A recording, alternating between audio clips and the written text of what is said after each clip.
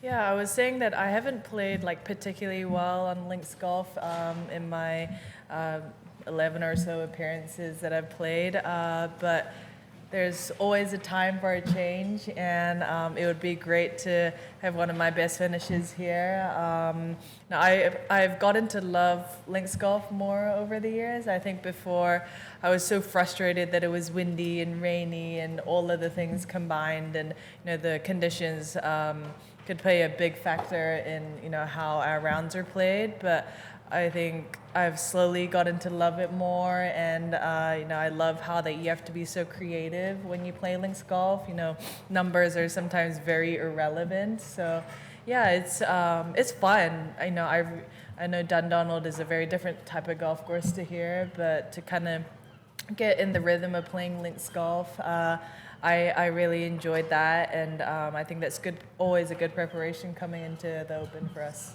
When we played in Muirfield a couple years ago, there was one of the most fun I'd had, on links. I don't think we played in like heavy rain that week. It was just very windy, but I was like, you know what, like not hitting a stock 7-iron 155 yards is okay, and sometimes it might only go 100 yards, and like it's funny in ways, and I think it becomes a little bit more light out there.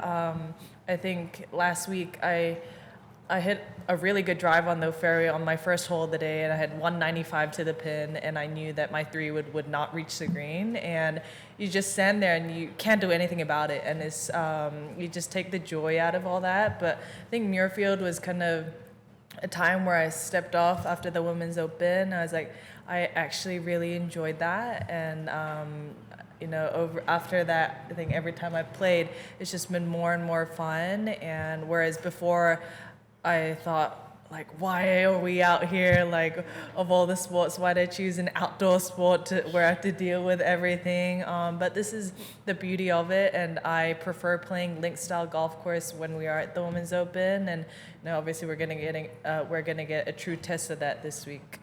Honestly, winning the first one in Evian was a bit of a surprise. I had a little stat there following me too. It was the last opportunity where I could beat Morgan's amazing record of being the youngest major winner.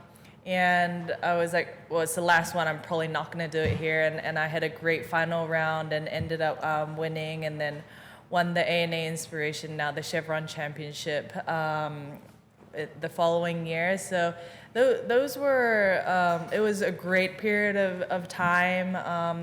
I think as all of us tour players, our goal is to try and peak at the majors, but it's easier said than done.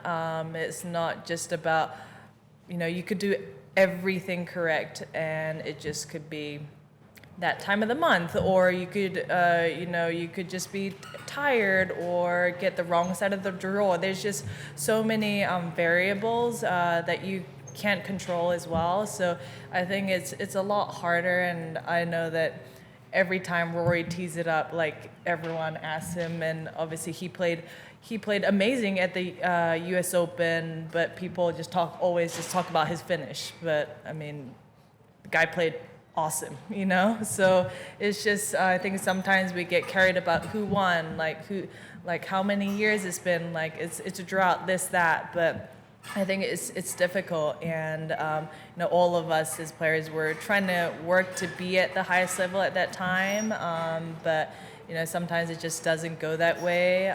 But I'm still, no matter what, I'm so proud to be a major champion. I know that not all golfer has the opportunity to even say that. But whilst I am playing, I do want to keep putting myself in contention, and I think if you do that, I'm going to become more comfortable being in that kind of position. And I think sometimes that's all, all of those things build up, and if it's going to happen, it's probably going to happen.